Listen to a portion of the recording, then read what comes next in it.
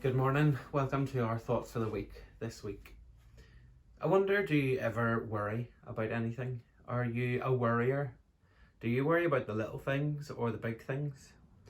I think in some ways it's normal to worry about the big things, but we find more and more these days that we're worrying about more and more things. We become anxious about so many things in our lives. Sometimes we are anxious and we don't even know why. Our hearts can be full of anxiety. In my line of work, in youth work, it sometimes is seen that anxiety is maybe a new problem and that it's mostly young people.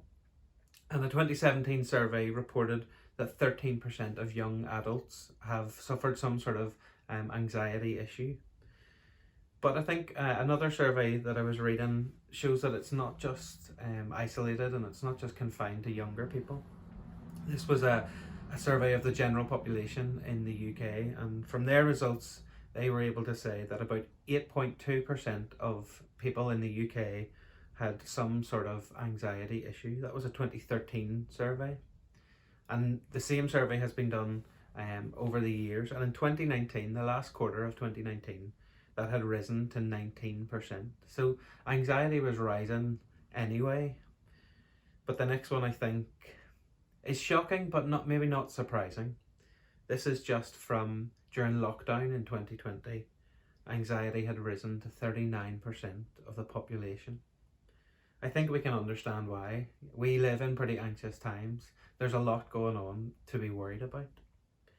And as I said, we maybe used to think of it as a young person's problem. But that same survey found that for the over 75s during lockdown, they were twice as likely to suffer an anxiety related issue than young people. And in pre-lockdown, the 60s age group were actually the lowest for rates of anxiety issues. And so we can see that these are very anxious times, and it's not good to feel anxious. God doesn't want us to be anxious, but unfortunately with sin in the world and all the problems that brings, we can't help but feel anxious. So what does the Bible say about anxiety? I want to read a verse from Proverbs chapter 12, verse 25. It says, "Anxiety weighs down the heart, but a kind word cheers it up." Just a couple of weeks ago, on Friday the 13th of November, it was World Kindness Day.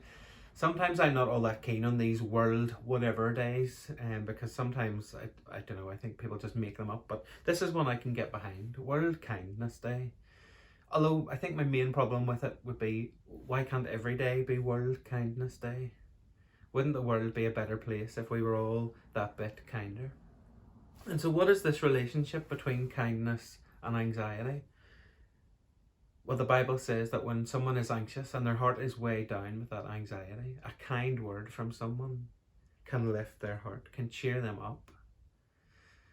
And so if you're feeling anxious today, I would suggest that even sharing a kind word with someone else might lift your heart.